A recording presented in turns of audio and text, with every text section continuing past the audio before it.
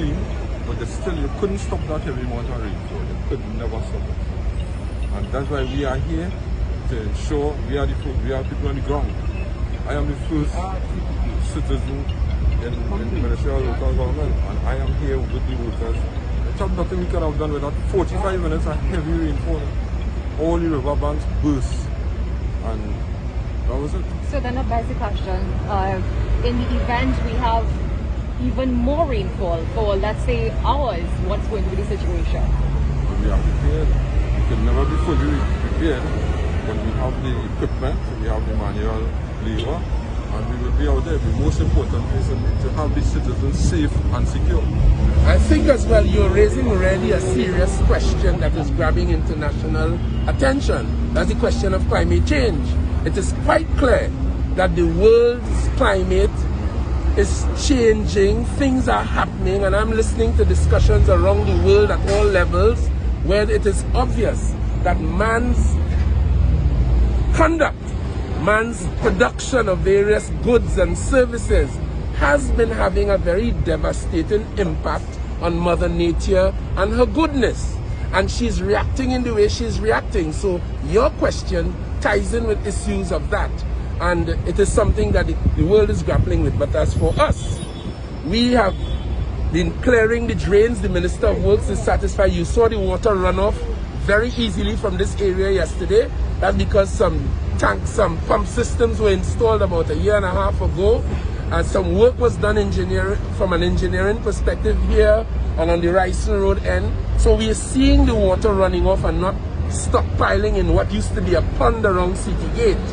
It's a process that began when I was Minister of Works and Transport, and I'm satisfied by my observations that to a large extent has been resolved.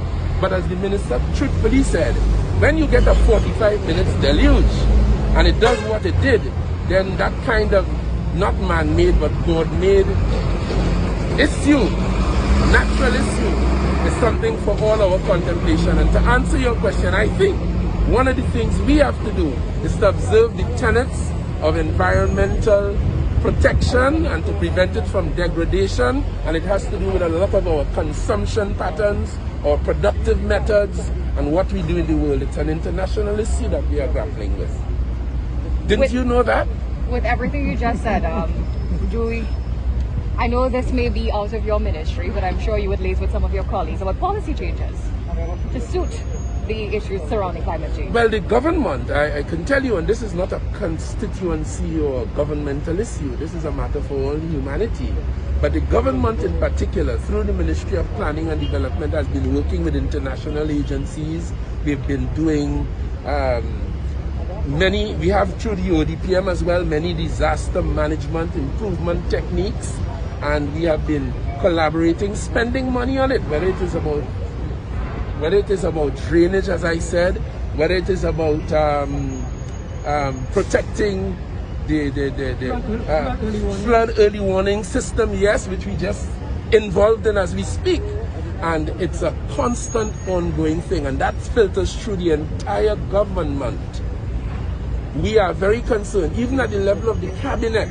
We have gone paperless in the last 5 years because we understand the piles of paper we used to have even in a cabinet meeting. That meant having to pull down more trees, and pulling down more trees means denuding the natural terrain and creating further possibilities.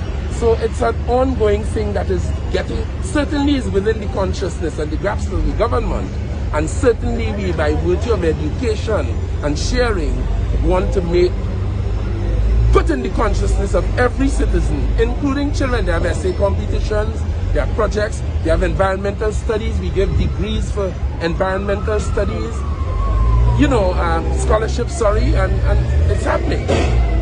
All right, so let's turn to Mayor Martinez. Mayor Martinez, you saw the amount of debris that washed up after those floods yesterday. Tell us, from the corporation's level, right? How often are little wardens out to ensure that, you know, people comply?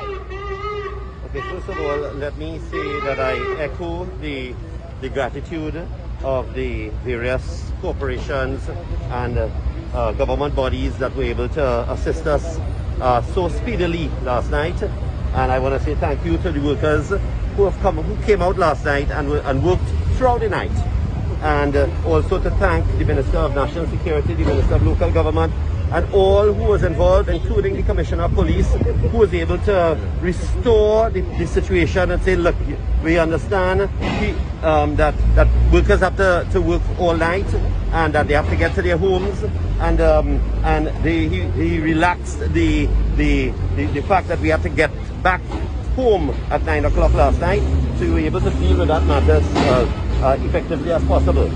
At the end of the day, we have been trying over the years to ensure that all the drainage has been cleaned just before the rainy season, and if you look at the pattern over the last couple of years, what it says is that we were able to